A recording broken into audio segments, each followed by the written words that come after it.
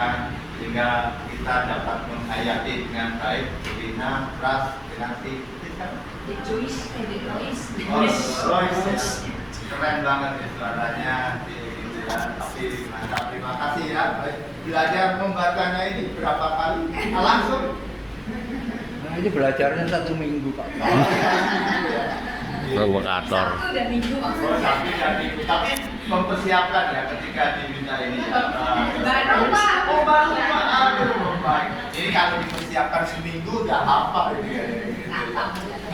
Baik, terima kasih. Ini tadi biasanya tadi Pak Suri kan menyampaikan biasanya dibacakan bergantian, tetapi ini juga bergantian, tetapi berdasarkan tokohnya, ada naratornya, ada yang sebagai Saulus, ada yang sebagai Tuhan yang diperankan, yang dibacakan oleh Lois dan juga oleh dibacakan oleh Ananias, yang dibacakan oleh Pras. Tadi saya membaca bagiannya sebagai Saulus sendiri, sebagai tokohnya yang hanya menjawab ketika Tuhan memanggil, Saulus, Saulus, mengapa engkau menganiaya aku? Saulus di dalam kisah yang panjang ini hanya mengucapkan satu kata, siapa engkau Tuhan? Nah, hanya itu saja, karena dia tidak tahu siapa yang memanggil itu. Dan jawaban Yesus adalah akulah yang kau aniaya. Pertobatan Saulus ketika dia belum mengalami perjumpaan dengan Yesus dan juga ketaatan Ananias ini, kita akan jadikan inspirasi dalam kehidupan kita.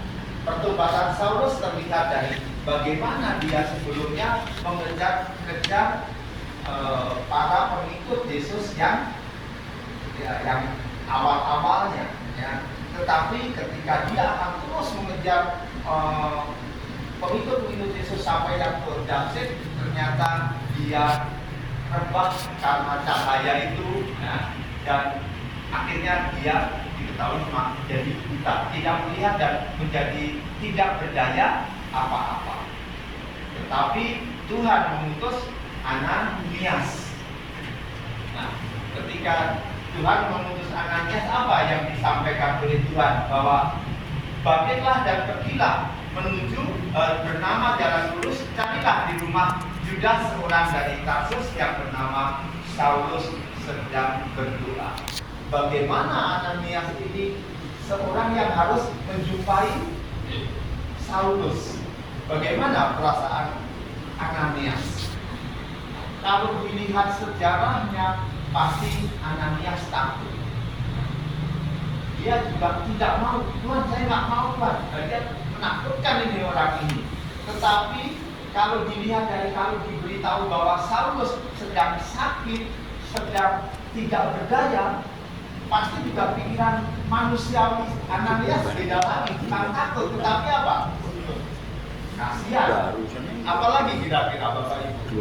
Apa yang dipikirkan Ananias ketika diberitahu menjumpai Saulus yang mengejar-ngejar murid Yesus, ya, sedang tidak berdaya? Kira-kira ketika suruh menjumpai, suruh menyembuhkan, kira-kira apa yang dipikirkan Ananias? Selain takut, karena ini orang yang sangat tinggi, tapi dia posisinya sedang rebah sakit. Takut, ya. Aman, tidak khawatir. Selain tidak khawatir juga ngapain gitu ya? Ngapain? Saya suruh ke sana untuk menyembah, biarin saja. Pasti pikiran secara manusiawi, selain dia juga takut karena sejarahnya, yang kedua juga ya aman, biasa, tetapi juga mungkin dari pikiran Ananias ini akan berpikir yang lain. Dia kan sedang berbuat jahat, ini ngapain disembunyikan? Ini pikiran manusiawi Ananias. Maka ketika disuruh itu dia nggak langsung mau. Ternyata ketika Ananias diutus, sama juga dengan Musa ketika disuruh membebaskan. Pertama-tama dia selalu menolak karena tidak mampu. Tapi ternyata di dalam kisah Musa, di dalam Ananias kisahnya ini, ternyata ketika orang yang menjawab tidak mampu, ketika dia menjalankan yang dijalankan oleh di jalan ditugas oleh Allah, Tuhan selalu menyertai dan akhirnya bisa melaksanakan tugasnya. Kisah Ananias tentang bagaimana sikap Ananias ketika dipanggil Tuhan, ketika Musa dipanggil Tuhan ini pasti juga pernah kita alami. Kita juga mungkin pernah diutus oleh Tuhan. Kita menjawab tidak bisa, saya tidak mau. Jadi ketua lingkungan ya, jadi pengurus lingkungan ya, saya belum siap. Nah, tapi ternyata ketika sudah dijalankan, wah enak juga ya jadi ketua lingkungan. 1 periode, saya mau lagi 2 periode. Kalau perlu 3 periode, ubah kebijakan. Wah gitu ya, gitu ya benar ya.